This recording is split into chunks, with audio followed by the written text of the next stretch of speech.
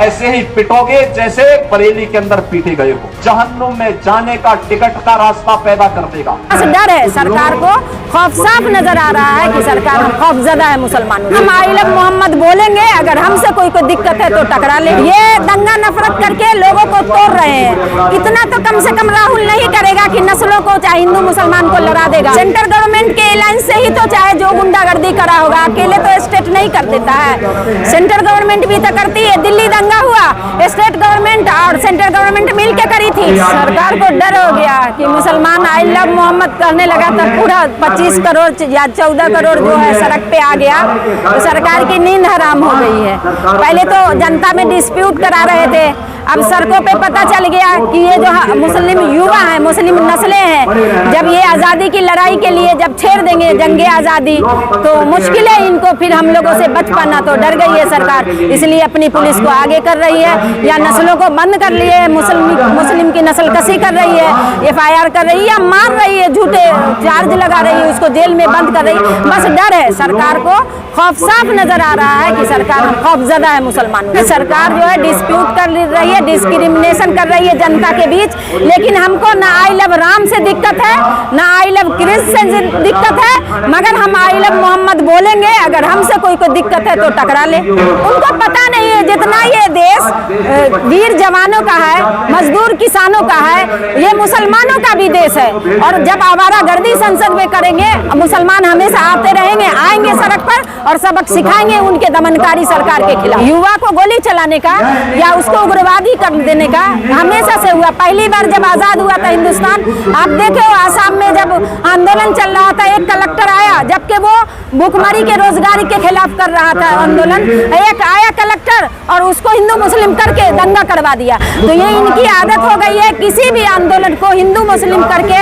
उग्रवादी कर देते हैं, दहशत फैला देते हैं, दंगा करवा देते हैं हिंदू मुस्लिम के बीच। कि जो हमारी नस्लें हैं या जो आंदोलनकारी है वो ऐसी गलती हरगिज नहीं करेगी।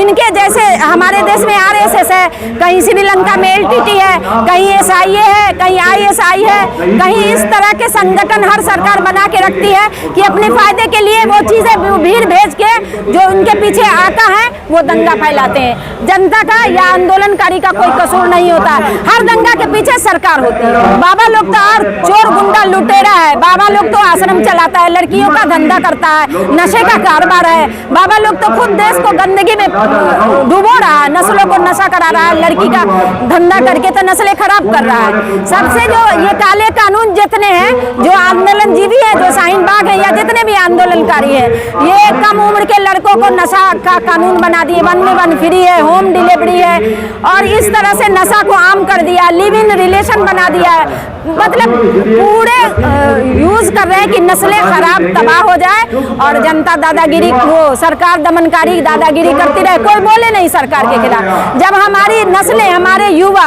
होश में होंगे तभी तो बात करेंगे।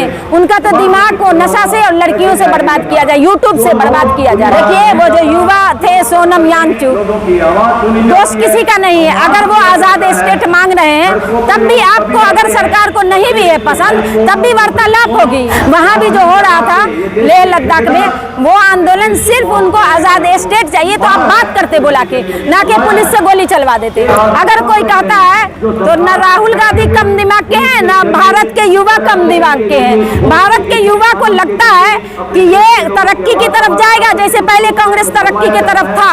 ये दंगा नफरत करके लोगों को तोड़ रहे हैं। इतना तो कम से कम राहुल नहीं करेगा कि नस्लों को चाहे हिंदू मुसलमान को लड़ा देगा। जिस पर हमारी जरूरत है, मैं महिला हूँ, घर में काम करती हूँ, तो हमारे लिए तो कुछ नहीं खत्म। टकला के ये शैम्पू पे अगर GST खत्म हुआ है तो वो नहाए, वो मौज उड़ाए, मजे करे।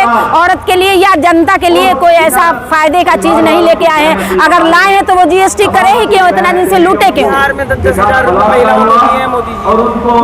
मोदी जी की महिला होगी, मोदी जी तो अपनी महिला के लिए रेखा गुप्ता, कंगना, स्मृति, इस तरह की जो उनकी खास महिला होती है उस पे तो कर्म करते हैं, अपनों पे कर्म है, गैरों पे सितम है, बाकी सब तो दूसरी महिला है। बाकी तो हम आम जनता है, जैसे आप हो वैसे हो।